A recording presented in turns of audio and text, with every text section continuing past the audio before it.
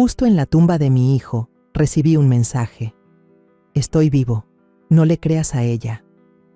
Me quedé helada, las piernas me temblaban, y la verdad que descubrí después hizo que todo mi mundo se viniera abajo. Me alegra que estés aquí. Si estás viendo este video, dale like, suscríbete al canal y cuéntame en los comentarios desde dónde escuchas mi historia de venganza. Quiero saber hasta dónde ha llegado. Estaba sentada en silencio en la primera banca de la iglesia de San Miguel, con mi viejo vestido negro pegado al cuerpo y un rebozo delgado y descolorido apenas cubriéndome los hombros. ¿Cuántas veces me había puesto este mismo atuendo, pero nunca se había sentido tan pesado como hoy? Mis manos temblaban, aferrando mi viejo rosario, sus cuentas de madera lisas por tantos años de rezos. Sentía el pecho oprimido, cada respiración dolía. Hoy era el día de la despedida de Diego, el hijo al que le dediqué toda mi vida para amarlo, para protegerlo. El tañido de las campanas de la iglesia resonó, cada toque grave y triste parecía desgarrar el aire. Se mezclaba con los susurros de las oraciones de la gente a mi alrededor, que llenaban por completo las viejas bancas de madera. El olor a azucenas blancas flotaba en el ambiente, combinado con el aroma de la cera de las velas quemándose, creando una fragancia extraña que, a la vez que me consolaba, me dejaba sin aliento. No me atrevía a levantar la cabeza, solo la mantenía agachada, mirando mis viejos y gastados zapatos. Tenía miedo de que, si miraba hacia arriba, volvería a ver el ataúd de Diego, colocado justo en medio del altar, cubierto de azucenas blancas, las flores que trajo la familia Gómez, la familia de Andrea, mi nuera. Flores hermosas, pero frías, como la mirada de ellos. Andrea estaba ahí de pie, justo al lado del ataúd, con la espalda recta y los ojos secos, sin una sola lágrima. Llevaba un vestido negro de marca y un chal de seda que brillaba suavemente bajo la luz de las velas. De vez en cuando se ajustaba el chal con un gesto delicado, como si estuviera interpretando un papel a la perfección. La miraba y sentía un nudo en el estómago. Esta nuera, la mujer que Diego alguna vez amó con locura, ahora estaba ahí como una extraña, sin rastro de dolor. Sus padres, don Ramiro y doña Leticia, estaban ocupados saludando de mano a cada invitado, diciendo palabras de pésame mientras sus ojos iban y venían, como si estuvieran revisando si alguna persona importante aún no había llegado. Los veía, pero ya no tenía fuerzas para prestarles atención. Mi mente solo daba vueltas alrededor de la imagen de Diego, mi hijo, que ahora yacía inmóvil en ese frío ataúd. Rosaura, mi vecina y amiga de tantos años, estaba sentada a mi lado y se acercó a susurrarme. «Alma, ¿necesita un poco de agua?» Su voz era suave, llena de preocupación. Solo negué con la cabeza, incapaz de decir nada. Sentía los ojos arder, pero me contuve. No quería llorar frente a esta gente, no quería que me vieran débil, pero la verdad es que ya había llorado hasta quedarme seca días atrás, cuando recibí la noticia de que Diego se había caído de un andamio en la obra. Un accidente, eso dijeron, pero mi corazón, el corazón de una madre, no lo creía. Algo no cuadraba, podía sentirlo, pero no sabía qué era. El sacerdote comenzó a hablar. Sus palabras de despedida resonaban, mezclándose con el sonido melancólico del órgano. Yo oía sin escuchar. Cada sonido era como un cuchillo clavándose en mi corazón. Los viejos amigos de Diego, los arquitectos que trabajaron con mi hijo, pasaron uno por uno. Dejaron coronas de flores blancas, inclinaron la cabeza, con los ojos enrojecidos. Los miré, esos jóvenes que alguna vez se sentaron en la pequeña cocina de mi casa, riendo y bromeando con Diego, y mi corazón se encogió de nuevo. Mi hijo inteligente y bueno, ahora no era más que un recuerdo. Cuando la procesión comenzó a moverse para llevar el ataúd al panteón, el cielo de repente se oscureció. El viento sopló con fuerza, un viento helado que me desacomodó el velo de luto. Intenté arreglarlo, pero mis manos temblaban tanto que no pude. Caminé, pegada al grupo, con los pies tan pesados como si la tierra me jalara hacia abajo. Cada paso era una lucha para no derrumbarme. Quería gritar, quería sacar a Diego de ese ataúd, quería abrazar a mi hijo una vez más, pero solo podía caminar en silencio, soportando el dolor en silencio.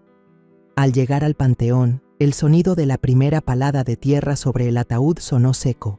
¡Poc! Ese sonido fue como un martillazo en mi corazón.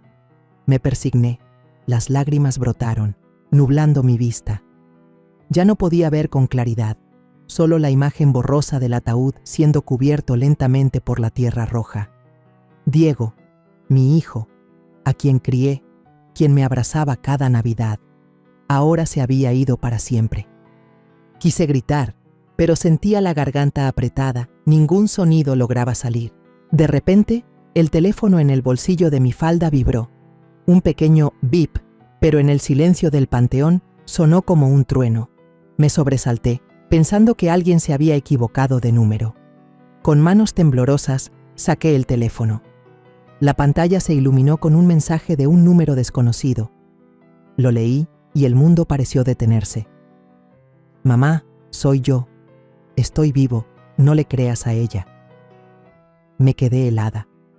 Mi corazón latía con fuerza, como si quisiera salirse del pecho. Apreté el teléfono con tanta fuerza que las uñas se me clavaron en la palma de la mano. Miré hacia la fosa, donde el rostro de Diego ahora era solo una sombra borrosa bajo la tierra. ¿Mi hijo? ¿Cómo era posible? Diego se había ido. Yo misma vi cómo bajaban el ataúd. Entonces, ¿de dónde venía este mensaje? ¿Quién lo envió? ¿Y por qué justo en este momento, cuando estaba parada frente a la tumba de mi hijo? Me quedé paralizada, con la mirada fija en la fosa, sin poder moverme, sin poder hablar. En mi cabeza había una tormenta, preguntas que se arremolinaban sin respuesta. Rosaura me sacudió suavemente del brazo, su voz preocupada. «Alma, ¿está usted bien?» Asentí sin pensar, guardando rápidamente el teléfono en mi bolsillo, como si temiera que alguien lo viera. No quería que nadie supiera, no quería que nadie preguntara. Ese mensaje, ya fuera real o una broma cruel, era mi secreto por ahora.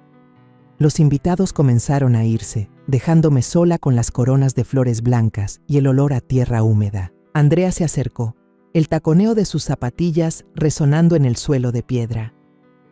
«Mamá, cuídese mucho, por favor», dijo, con una voz fría como el hielo. Su mano tocó mi hombro, pero fue un roce fugaz, como si no quisiera tocarme por mucho tiempo. La seguí con la mirada y vi a don Ramiro, quien me lanzó una mirada fría y cortante antes de darse la vuelta para decirle a su hija menor que recogiera las coronas que quedaban. Tenían prisa, como si quisieran irse de ahí lo más rápido posible. No dije nada, solo me quedé ahí, sintiendo cómo la soledad me envolvía como una pesada cobija. El cielo empezó a soltar una llovizna, las gotas caían, mezclándose con la tierra fresca sobre la tumba de Diego. Seguía a la gente que se iba, con los zapatos llenos de lodo y el rebozo empapado. Llovía, pero no sentía frío. Mis lágrimas también se mezclaron con la lluvia, cayendo en silencio, como si fueran parte de esa misma llovizna. Regresé a la casa vacía. Empujé la vieja puerta de madera y un rechinido seco resonó, como un saludo triste. Una ráfaga de aire húmedo y mohoso me golpeó en la cara. El olor de los viejos tiempos, de los años que una vez pensé que durarían para siempre. Entré, mis zapatos enlodados dejando huellas tenues en el piso de madera desgastado. Me quité el abrigo empapado por la lluvia y lo colgué en el perchero desportillado de la pared, donde Diego solía colgar su gorrita cuando era niño. Me quedé ahí, mirando a mi alrededor, sintiendo como si la casa también suspirara conmigo, silenciosa, fría, como si también supiera que su dueño había perdido una pieza importante. La larga mesa del comedor estaba cubierta por una fina capa de polvo, las sillas de madera desordenadas, sin nadie que las ocupara desde hacía mucho tiempo. Recordé las noches en que toda la familia se reunía, el tintineo de los platos, la risa de Diego contando historias de la escuela. Ahora, solo quedaba un silencio abrumador que amenazaba con tragarme. Fui a encender la vieja lámpara de mesa. Su luz amarilla y débil se proyectó en la pared, iluminando la foto familiar colgada chueca. En la foto, yo era joven, con el cabello aún negro, sonriendo junto a mis dos hijos. Diego, con una sonrisa radiante, sus ojos brillantes como si quisieran abrazar el mundo entero. Elvio, más pequeño, acurrucado junto a su hermano, con una sonrisa tímida pero cálida. Mirarlos me oprimió el corazón. Esas sonrisas, nunca volvería a verlas. Me dejé caer en el viejo sillón. La tela gastada y rasgada rozó mi mano, pero no me importó. Cerré los ojos y como una cascada, los recuerdos volvieron, arrastrándome a esos días que una vez creí interminables.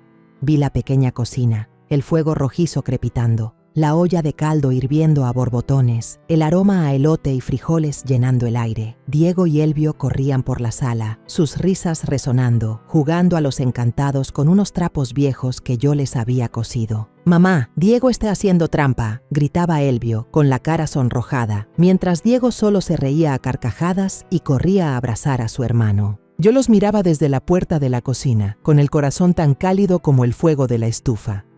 Recuerdo como si fuera ayer la primera vez que vi a Elvio. Ese día fui a la iglesia de San Miguel a rezar, como cada domingo. En un rincón al fondo, un niño flacucho, con la ropa rota, abrazaba una Biblia vieja y destrozada, acurrucado. Sus ojos estaban vacíos, pero cuando me miró, vi una pequeña chispa, como si suplicara ser salvado. No lo pensé mucho, simplemente me arrodillé a su lado y puse mi mano en su hombro. «¿Quieres venir conmigo?», le pregunté con voz suave. El niño asintió sin decir nada, pero su pequeña mano se aferró a la mía. Cuando llevé a Elvio a casa, Diego, que entonces tenía 10 años, salió corriendo a la puerta, mirando con curiosidad al niño desconocido. «Este es tu hermano Diego», le dije. Diego inclinó la cabeza y de repente tomó la mano de Elvio, sonriendo de oreja a oreja. «Te voy a compartir mis juguetes, ¿quieres?». En ese momento, supe que había hecho lo correcto. Elvio no solo era un niño huérfano, se había convertido en parte de mi familia. Los dos crecieron juntos, como dos ramas de un árbol entrelazadas. El patio trasero siempre estaba lleno de risas, de sus peleas por ver quién trepaba más alto al árbol o quién era mejor jugando al fútbol. En las noches de Navidad, los tres nos sentábamos alrededor del pequeño pino, decorado con estrellas de papel que yo misma recortaba. Diego siempre se peleaba por hacer la estrella más grande para ponerla en la punta, mientras Elvio colgaba con cuidado cada pedacito de papel, con miedo de que se cayera. «Mamá, ¿este año hacemos tamales?», preguntaba Diego con los ojos brillantes.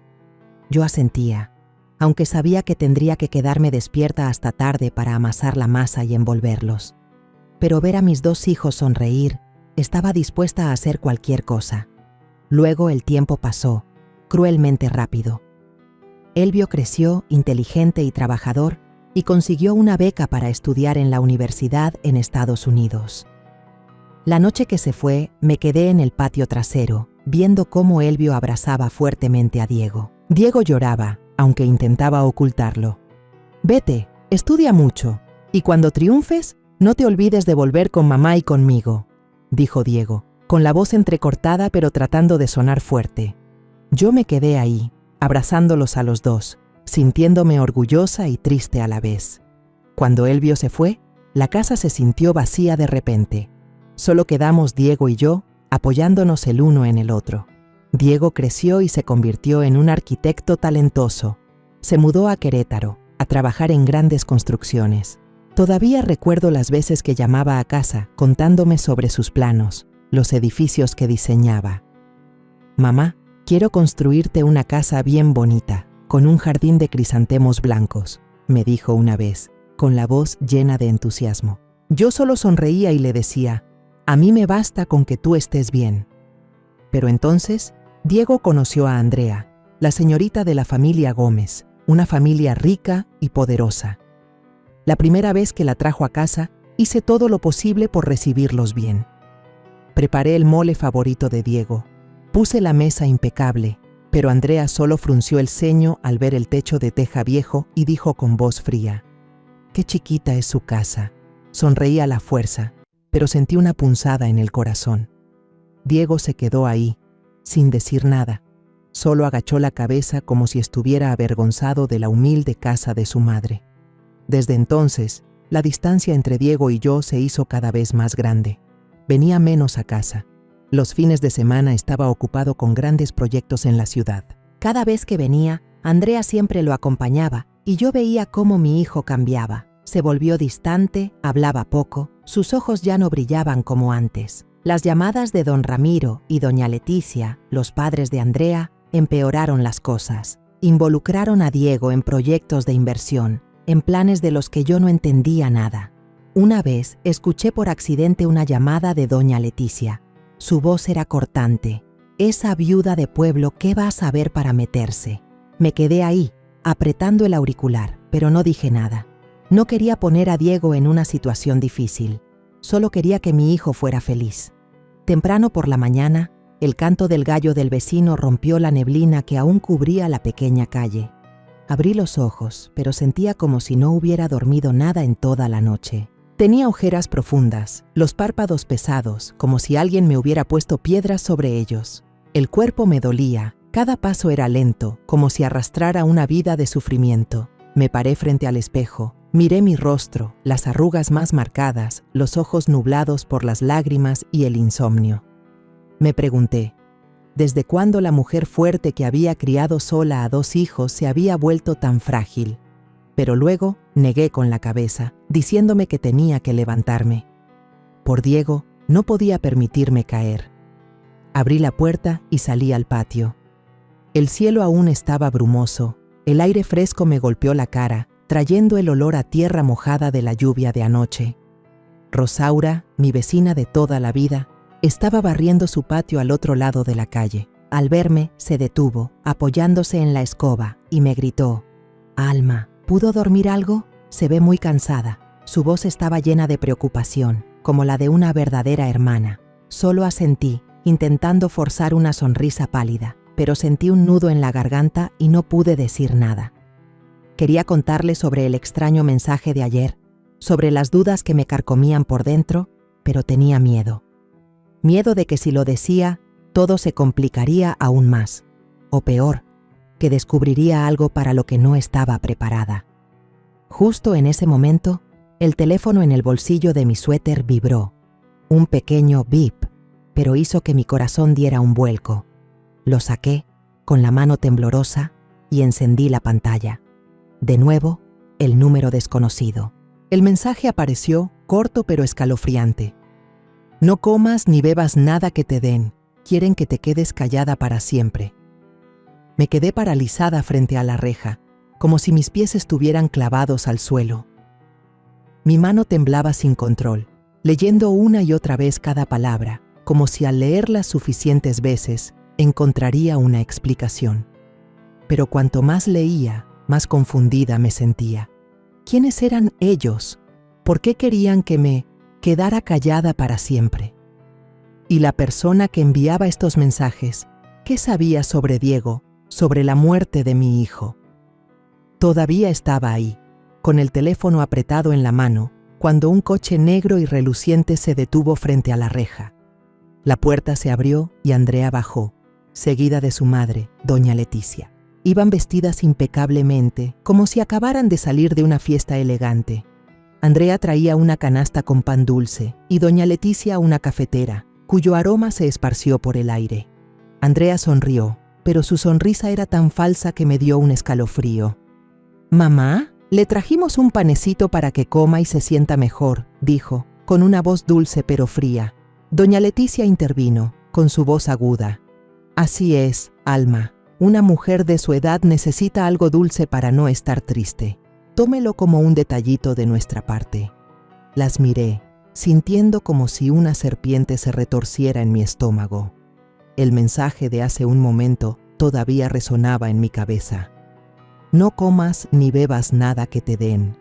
Las invité a pasar, aunque no quería. En la sala, los viejos muebles de madera hicieron que Andrea arrugara la nariz, mientras que doña Leticia paseaba la mirada por toda la habitación, como si estuviera evaluando cada rincón. Pusieron la canasta de pan sobre la mesa y la abrieron. El olor dulce y mantecoso se extendió, pero para mí olía a falsedad. Andrea tomó un pan, me lo acercó a la mano, su voz todavía dulce como la miel. «Pruebe, mamá, está delicioso. Escogí el que a usted le gusta». Miré el pan en su mano. Mi corazón latía con fuerza. El mensaje era una advertencia y no me atrevía a tocarlo. Sonreí a la fuerza y dije: «Gracias, hija, déjalo ahí, al rato me lo como». Luego fingí levantarme para ir a la cocina por agua, solo para evitar sus miradas. Cuando volví, vi que Rosaura había cruzado la calle y estaba parada en la puerta, mirando con curiosidad. Con disimulo, empujé la charola de pan hacia ella y le dije: «Rosaura, pruebe, el pan de los Gómez es muy rico». Andrea frunció el ceño por un instante, pero rápidamente recuperó su amabilidad y dijo sonriendo: «Sí, doña Rosaura, pruébelo». La miré, tratando de ocultar el escalofrío que recorría mi espalda. ¿Estaba imaginando cosas? ¿O ese mensaje era real y las personas frente a mí ocultaban algo? Para romper el ambiente tenso, pregunté en voz baja: «Ayer en el funeral no vi a la familia de la mamá de Diego. Eran muy cercanos a él». Andrea respondió de inmediato, con voz cortante: «Estaban ocupados». Un destello de molestia cruzó sus ojos, como si hubiera tocado una herida que no debía. Doña Leticia intervino, con voz suave pero afilada: «Sí, cada quien tiene sus cosas, Alma.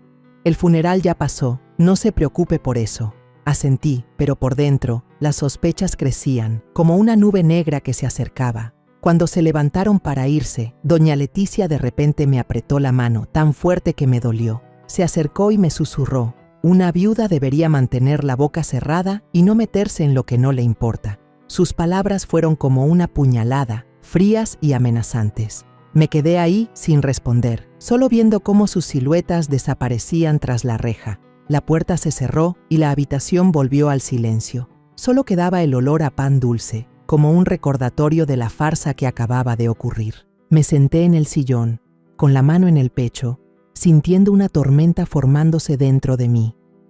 Por la tarde, el cielo estaba nublado, como si el mundo entero estuviera triste conmigo. El viento frío se colaba por las rendijas de la ventana, trayendo una humedad que me erizaba la piel. Me paré en la sala, mirando la casa vacía, sintiendo que me tragaba en su silencio. No podía quedarme aquí, dejando que las dudas y el dolor me consumieran. Decidí subir al Tapanco, donde Diego solía trabajar cada vez que venía de visita. Quizás ahí encontraría algo de mi hijo, un pedazo de recuerdo al que aferrarme, o simplemente sentir que él todavía estaba cerca. El Tapanco era pequeño, polvoriento, como un mundo olvidado. Los planos de Diego estaban esparcidos sobre la mesa, algunos lápices rodando, una vieja taza de café con una mancha seca en el fondo. Toqué la taza. Mis dedos rozaron el borde de porcelana desportillado, y de repente recordé las noches en que Diego se sentaba aquí, dibujando hasta tarde, con los ojos brillantes mientras me contaba sobre los edificios que soñaba construir. «Mamá, voy a hacer una casa bien bonita para que ya no te preocupes por nada», decía con la voz llena de pasión. Sonreí con tristeza. Las lágrimas ardían en mis ojos. Ahora, todo lo que quedaba eran bocetos sin terminar. Tomé un trapo para limpiar el polvo y comencé a ordenar los papeles. Cada hoja era como un fragmento de memoria, cada trazo de Diego parecía susurrarme. Entonces, al levantar un fajo de planos, un papel doblado a toda prisa se cayó, deslizándose por el suelo de madera. Me agaché a recogerlo, con la mano temblando ligeramente. El papel era delgado, arrugado, como si lo hubieran doblado con prisa. Lo abrí y al instante sentí que el corazón se me detenía. La letra era torpe, temblorosa, nada que ver con la escritura cuidadosa de Diego. «Mamá, si algo me pasa, busca a Elvio. No solo quieren matarme a mí, también van por ti». Me quedé paralizada, la carta se me cayó de las manos, revoloteando hasta el suelo. El mundo entero me dio vueltas, mi mente se quedó en blanco. Solo esas palabras resonaban. No solo quieren matarme a mí. ¿Quiénes eran ellos? ¿Y por qué iban por mí? Recogí la carta rápidamente, apretándola contra mi pecho, como si temiera que desapareciera. Mi corazón latía desbocado. Cada latido amenazaba con romperme el pecho. Diego, mi hijo, sabía algo, temía algo, y me había dejado este mensaje. Pero, ¿por qué no me lo dijo directamente? ¿Por qué esconderlo entre estos papeles? Justo en ese momento, los ladridos de un perro resonaron desde el patio de abajo, tan fuertes que me hicieron saltar. Corrí a la ventana, con el corazón en la garganta, y miré hacia afuera. Solo eran los niños de la calle, jugando fútbol. Sus risas se mezclaban con los ladridos. Solté el aire, pero no pude deshacerme de la sensación de inquietud. Regresé, doblé la carta con cuidado y la metí en el bolsillo de mi suéter, como si escondiera un secreto demasiado pesado. No quería que nadie la viera, no quería que nadie supiera, al menos no por ahora. Esta carta, las palabras que Diego escribió, era el último hilo que me conectaba con mi hijo, y tenía que protegerlo. De repente, empezó a llover. Las gotas golpeaban el techo de teja, acompañadas por el retumbar de un trueno a lo lejos. Me acerqué a la ventana, mirando la lluvia caer a cántaros, borrando la pequeña calle. La lluvia parecía hablar por mi corazón, lleno de ira y dolor.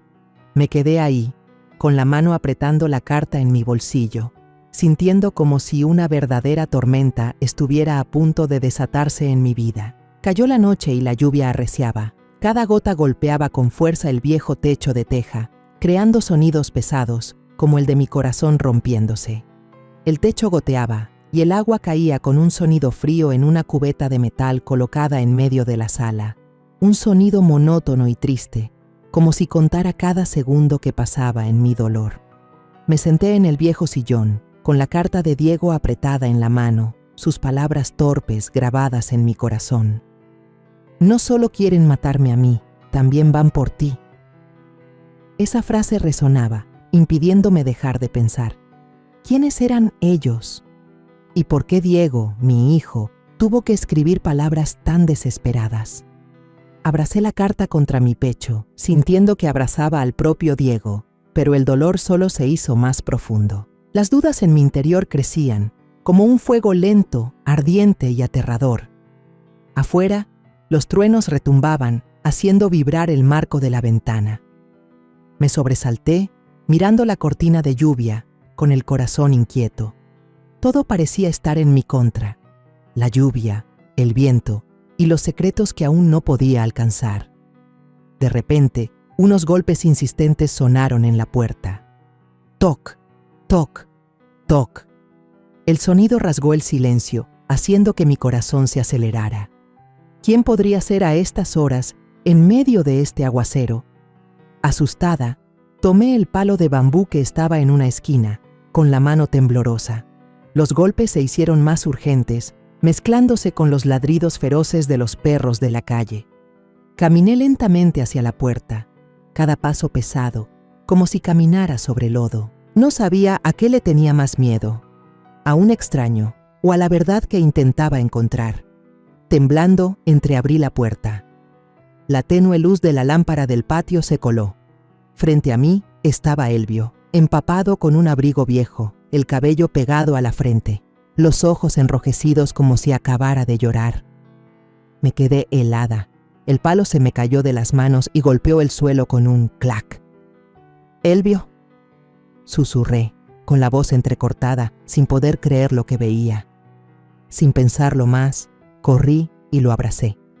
El agua de su ropa me empapó, fría, pero no me importó. Abracé a Elvio con fuerza, como si abrazara una parte del pasado, una parte de Diego. Ambos rompimos a llorar.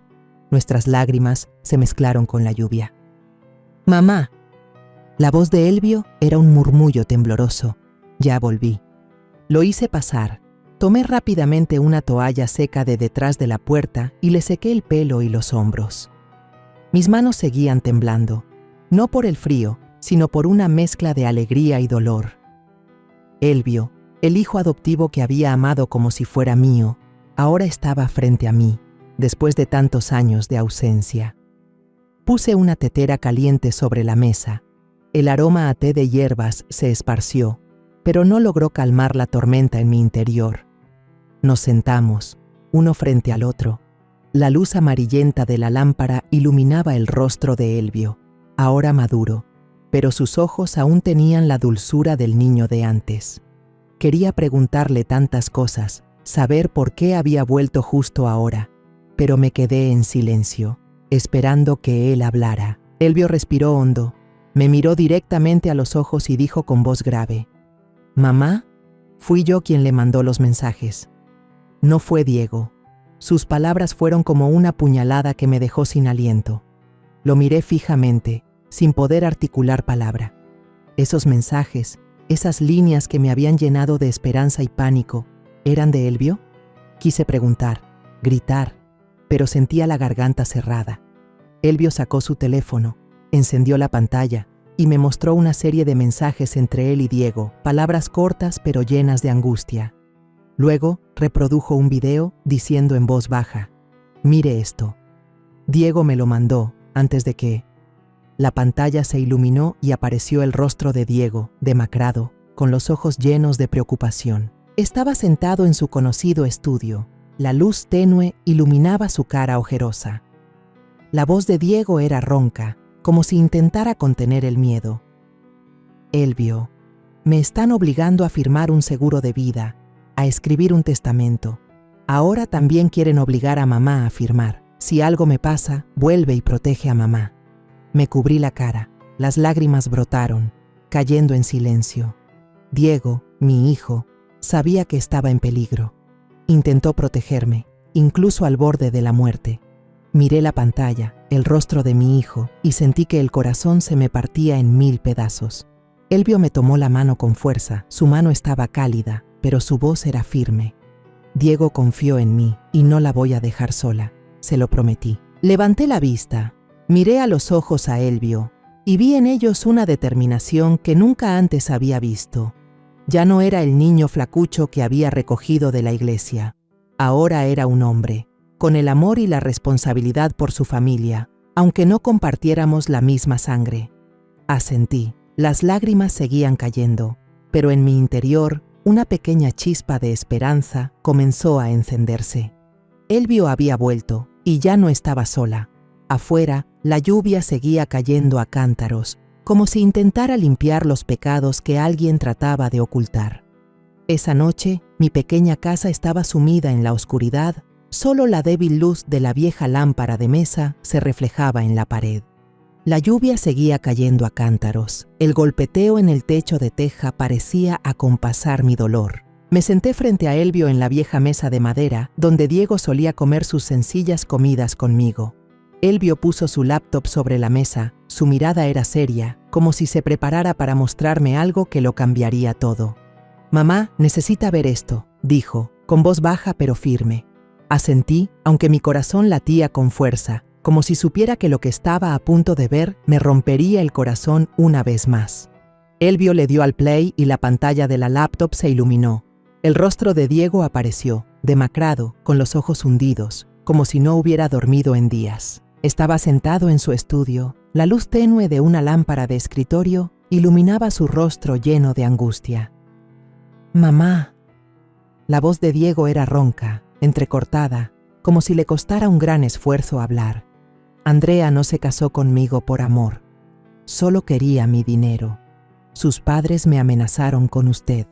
Si no les daba dinero, decían que usted sufriría un accidente. Tuve que sacar todos mis ahorros, pero no fue suficiente. Sentí que la sangre se me helaba. Cada palabra de Diego era como una puñalada directa al corazón. Andrea, la nuera a la que intenté querer, la que esperaba que hiciera feliz a Diego, resultó ser una impostora. Y sus padres, don Ramiro y doña Leticia, quienes siempre me miraron con desprecio, se atrevieron a usarme para amenazar a mi propio hijo. Elvio pausó el video y me miró, con los ojos llenos de dolor. «Me lo mandó justo antes de morir», dijo, con voz grave. Diego sabía que yo era el único en quien podía confiar. Temblé. Mis manos se aferraron al borde de la mesa. Las uñas se clavaron en la madera vieja. Entonces, le tendieron una trampa desde el principio. Susurré con la voz ahogada, como si decirlo en voz alta hiciera la verdad más real.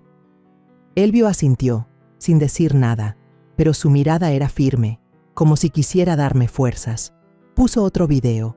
Diego apareció de nuevo, aún más agotado.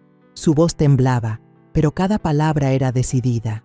Cuando se me acabó el dinero, me obligaron a firmar un seguro de vida, con Andrea como única beneficiaria. Luego me hicieron firmar un testamento dejándole todo a ella. Hice una pausa. Respiró hondo, como si contuviera la rabia. También querían que la convenciera a usted de firmar un seguro donde yo fuera el beneficiario. Porque si yo moría antes que usted, ese dinero pasaría a manos de Andrea. Apreté el borde de la mesa con tanta fuerza que la madera crujió. Sentí que el corazón me iba a estallar.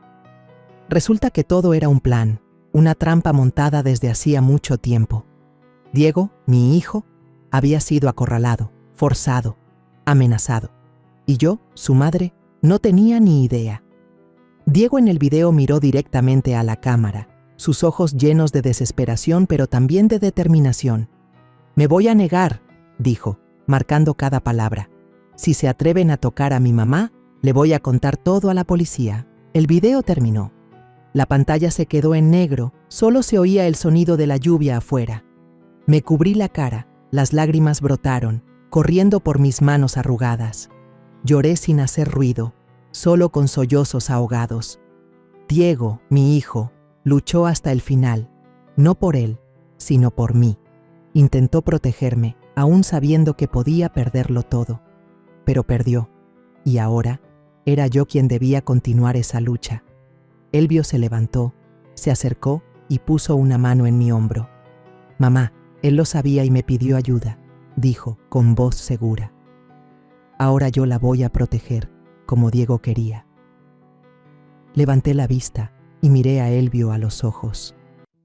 Bajo la luz tenue, vi en él una parte de Diego, su fuerza, su lealtad y su amor por la familia. Un relámpago iluminó el patio, perfilando el rostro de Elvio, y por un instante fue como ver a Diego de nuevo, como si todavía estuviera aquí, enfrentando todo conmigo. Tomé la mano de Elvio, apretándola como si temiera que desapareciera. «Elvio, no sé qué hacer», dije con voz temblorosa. «Pero no puedo dejar que Diego se vaya así. Tengo que encontrar la verdad». Elvio asintió, sin apartar la mirada de mí. «Aquí voy a estar, mamá. Lo haremos juntos».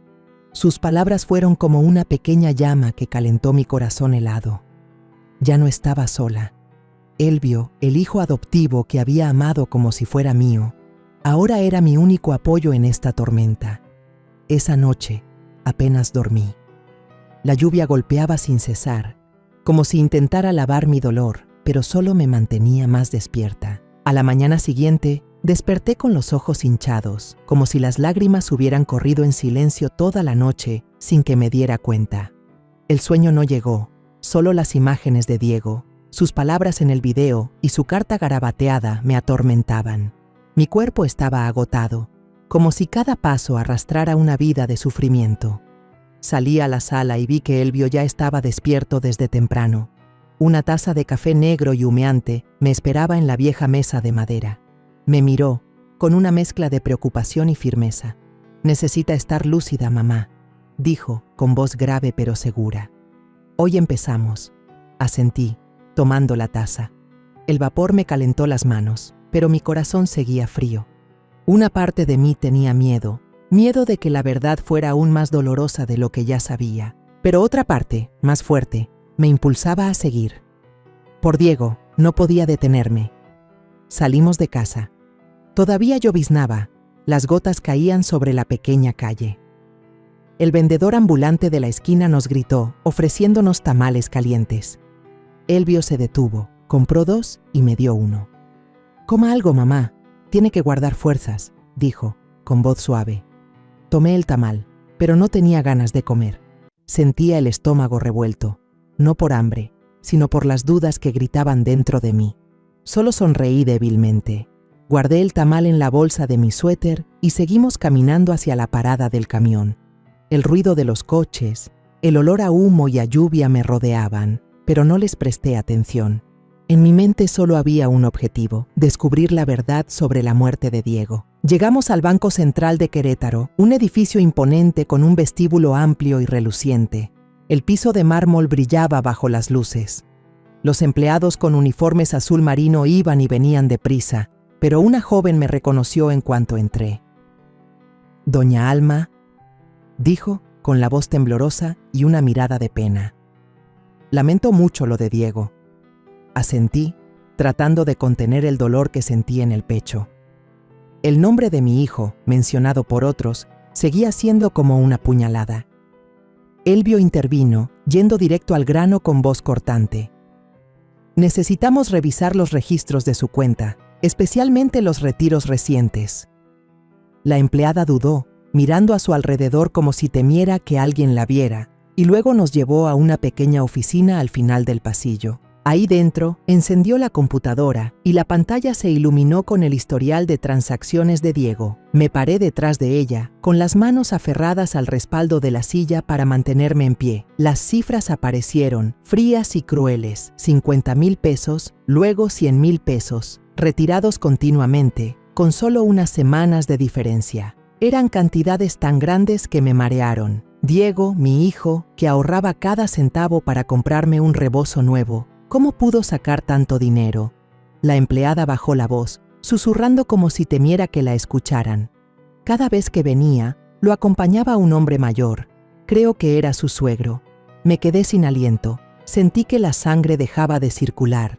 Don Ramiro. Su nombre apareció en mi mente junto con su mirada fría en el funeral. Elvio rápidamente tomó una foto de la pantalla con su teléfono. Su expresión se endureció, conteniendo la rabia.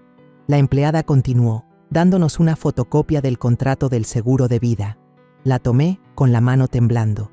La cantidad en el contrato era enorme, más de lo que jamás había imaginado.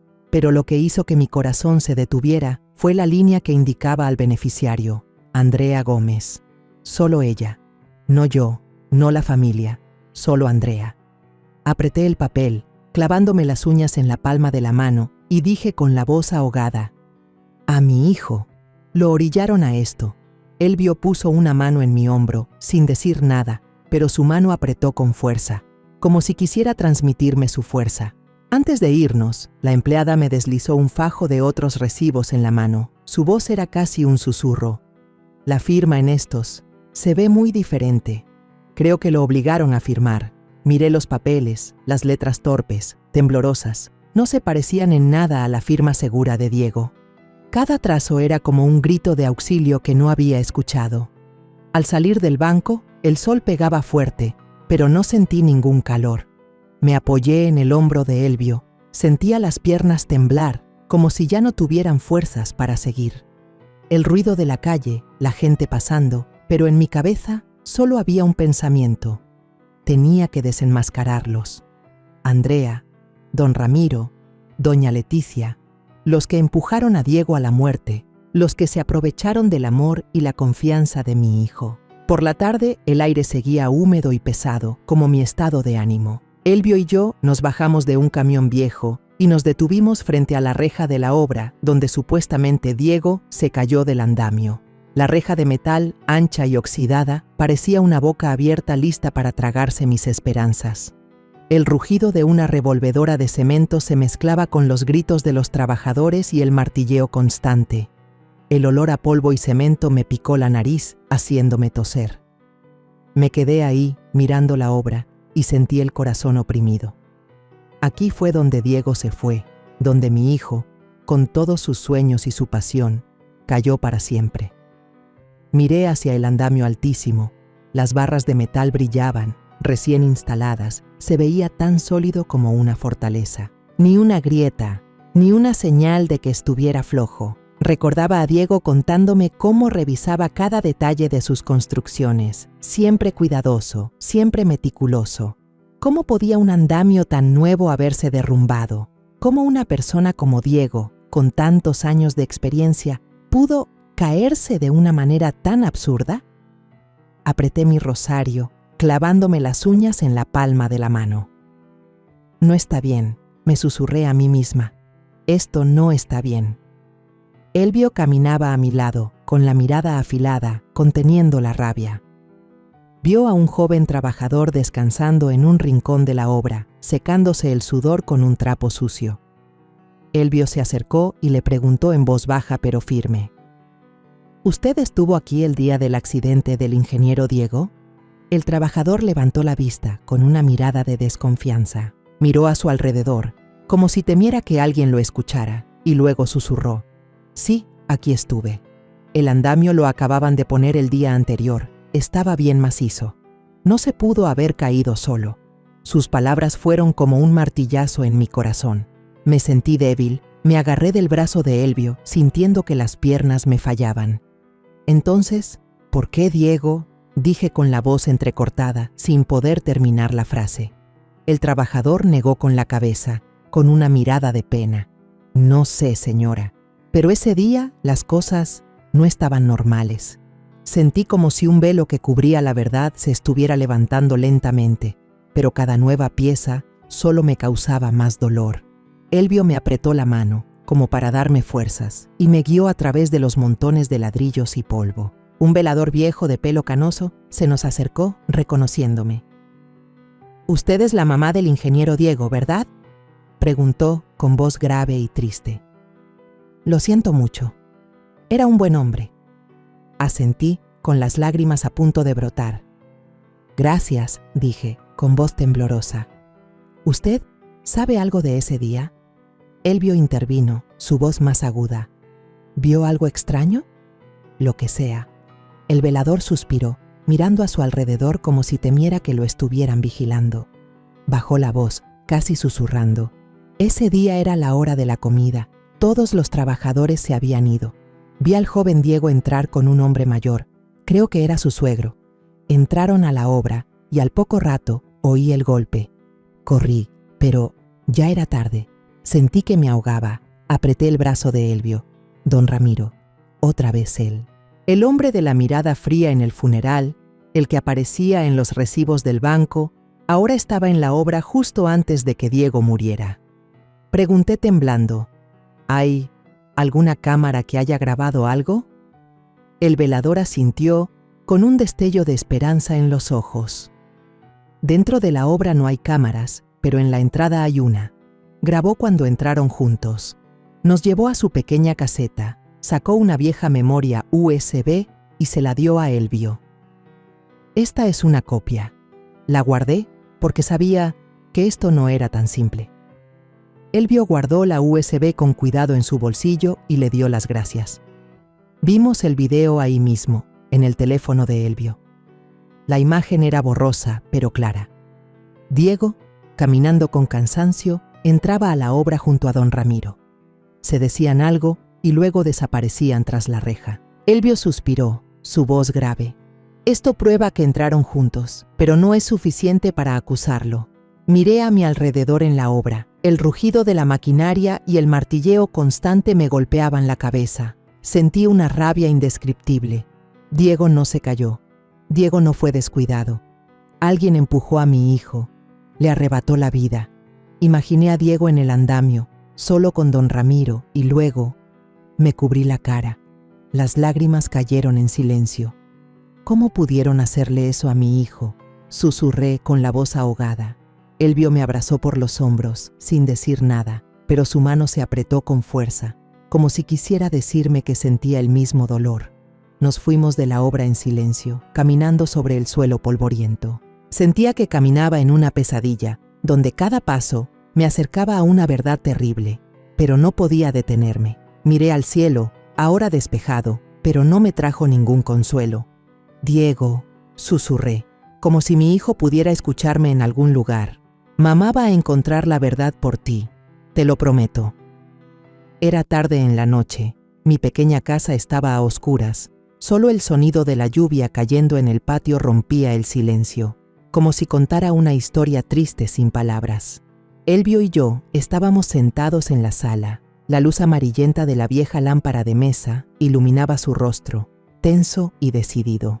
Acabábamos de ver de nuevo el video de la obra, la imagen de Diego entrando con don Ramiro, y cada vez que la veía sentía que el corazón se me encogía. Apreté la carta de Diego. Sus palabras torpes resonaban en mi cabeza.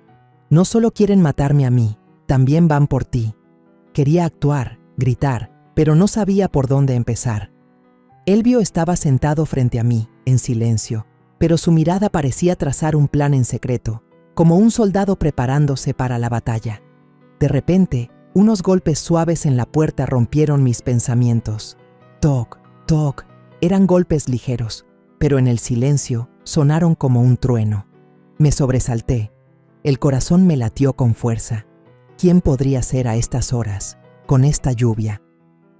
Elvio se levantó, me hizo una seña para que me quedara quieta, su mirada alerta. Apreté mi rosario, de pie detrás de él, llena de miedo. ¿Quién es?, preguntó Elvio, con voz grave pero firme. No hubo respuesta, solo otro golpe, más débil. Respiré hondo, tratando de calmarme, y caminé con Elvio para abrir la puerta. La puerta se entreabrió, y frente a nosotros había una joven, empapada con un impermeable de plástico roto. El pelo se le pegaba a la frente, sus ojos estaban enrojecidos, como si hubiera estado llorando.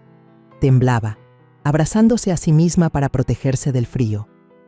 Soy Carmen, la empleada doméstica de los Gómez, se presentó, con la voz temblorosa, casi inaudible. La miré, sorprendida, una sensación de inquietud me invadió. Los Gómez. Ese nombre era ahora como un cuchillo afilado en mi corazón. Elvio se adelantó con voz dura. ¿Qué necesita? ¿Por qué viene a estas horas? Carmen levantó la vista, sus ojos llenos de miedo pero también de determinación. Yo tengo algo que necesito mostrarle a la señora Alma, dijo, con la voz entrecortada. Sacó un teléfono viejo de su bolsillo, con la pantalla rota, y lo encendió con manos temblorosas. Logré grabar lo que estaban diciendo, susurró, como si temiera que alguien la escuchara. Elvio y yo nos miramos, y le hice una seña para que pasara. Carmen entró, el agua de su ropa goteaba en el suelo. Le di una toalla seca, pero apenas la tomó, su mirada seguía fija en el teléfono. Presionó un botón y un video comenzó a reproducirse. Se escuchó una discusión, las voces agudas y crueles me helaron la sangre. En el video, la voz de Andrea sonaba estridente, llena de ira. «Se te pasó la mano, papá. Si no lo hubieras empujado, habríamos tenido tiempo de obligar a la vieja a firmar». Don Ramiro respondió con un gruñido, tratando de justificarse. Amenazó con contarle todo a su mamá. No me dejó otra opción. Luego la voz de doña Leticia, fría y cortante. «Si Alma no firma el seguro, el plan se arruina». Me llevé la mano al pecho y me dejé caer en el sillón, sintiendo que el mundo se derrumbaba a mis pies. Las lágrimas brotaron, corriendo en silencio por mis mejillas. Así que era verdad, una verdad cruel y horrible. Diego no se cayó. A Diego lo empujaron. Mi hijo fue asesinado por su propio suegro, y todo por dinero, por la codicia sin fin de la familia Gómez. Elvio apretó los dientes. Sus nudillos se pusieron blancos al agarrar el teléfono. Lo miré y vi el fuego de la ira en sus ojos. Carmen estaba ahí, temblando, y dijo con la voz ahogada: «Siempre me gritaban, me humillaban. Hoy hasta insultaron a mis papás, nos llamaron muertos de hambre. Ya no lo soporté. Yo sabía lo del joven Diego, y quería hacer lo correcto». Hizo una pausa, respiró hondo y continuó: «Si es necesario, iré a la corte a testificar». Miré a Carmen, una joven pequeña y frágil, pero en sus ojos vi una valentía que nunca había visto en nadie de la familia Gómez. Me levanté y le tomé la mano con fuerza. Las lágrimas seguían cayendo. «Me salvaste, y salvaste a Diego», dije, con voz temblorosa.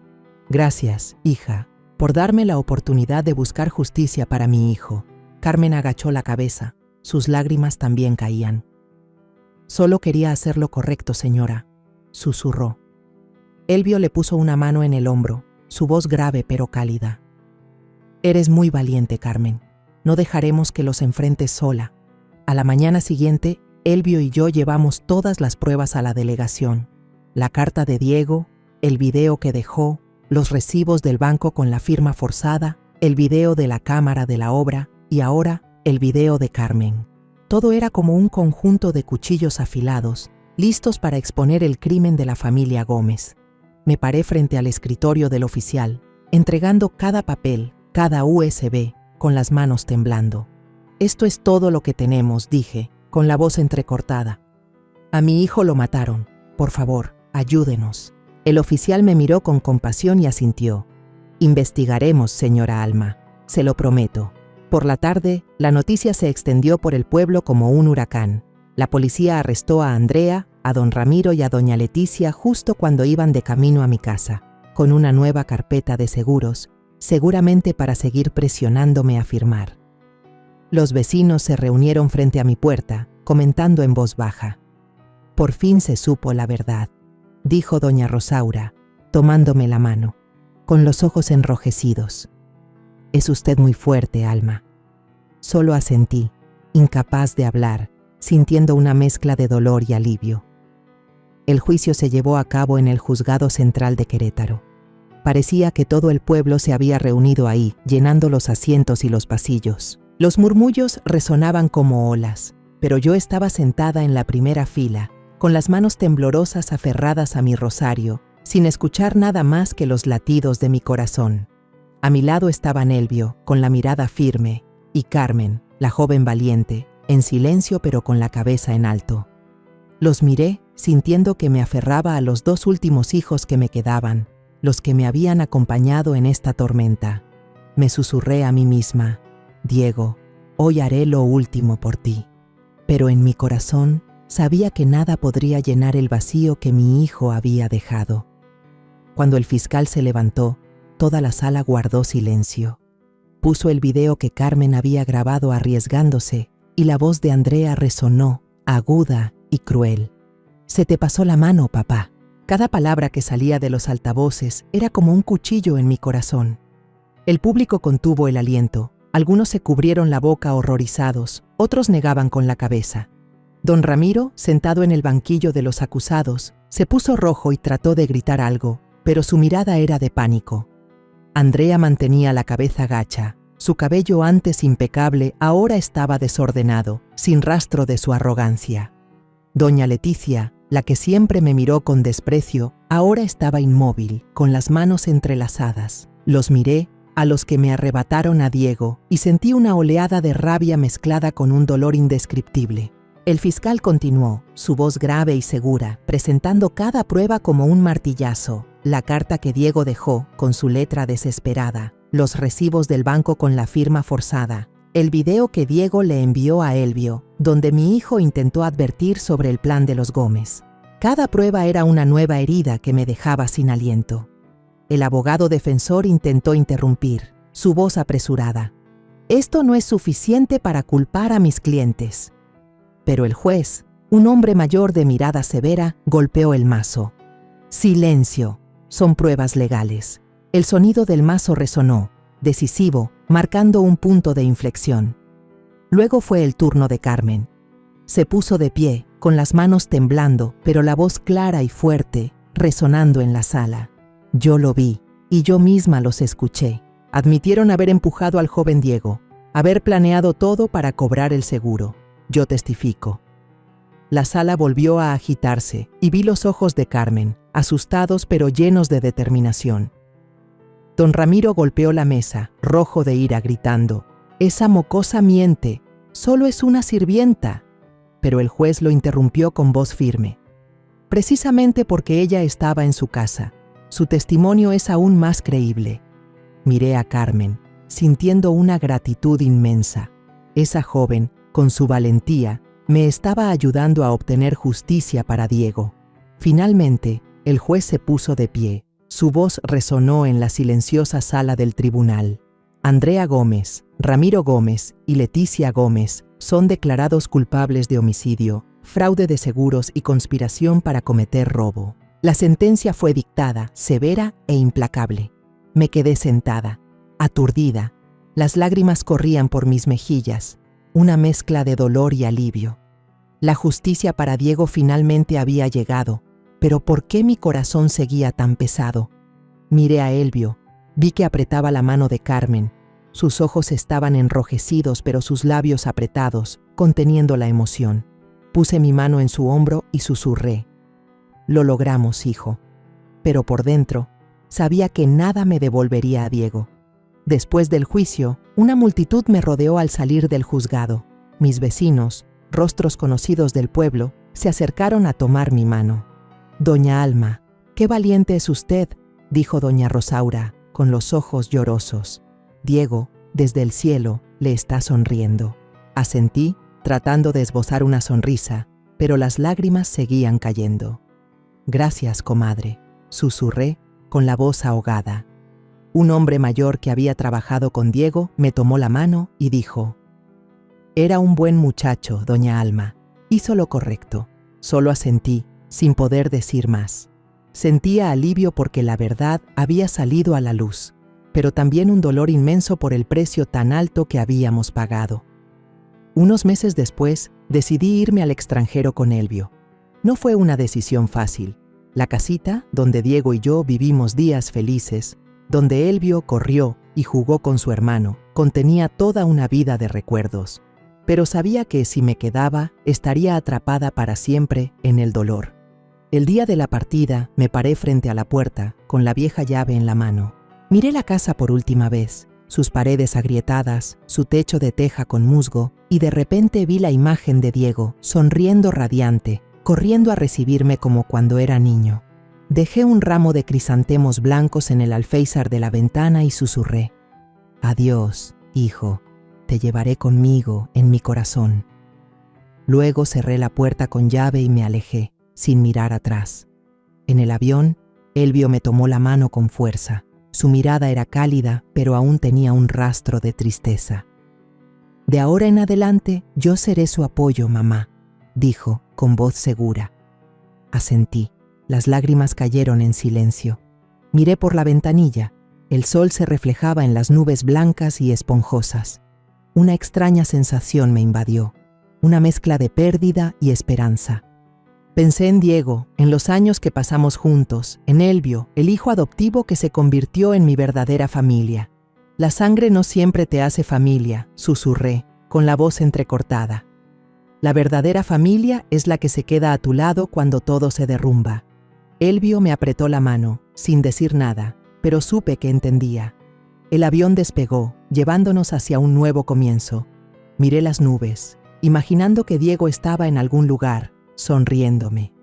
Mi historia, la de Diego, la de Elvio, se cerraba con un dolor que nunca desaparecería, pero también abría una nueva puerta, donde el amor y la esperanza aún existían. Cerré los ojos, dejé que las lágrimas cayeran y susurré: «Gracias, Diego. Seguiré viviendo por ti». La historia que acabas de escuchar ha sido modificada en nombres y lugares para proteger la identidad de las personas involucradas.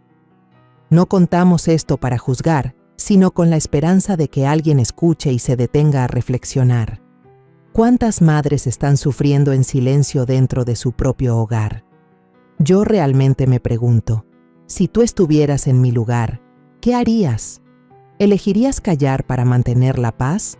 ¿O te atreverías a enfrentarlo todo para recuperar tu voz? Quiero saber tu opinión, porque cada historia es como una vela que puede iluminar el camino de alguien más.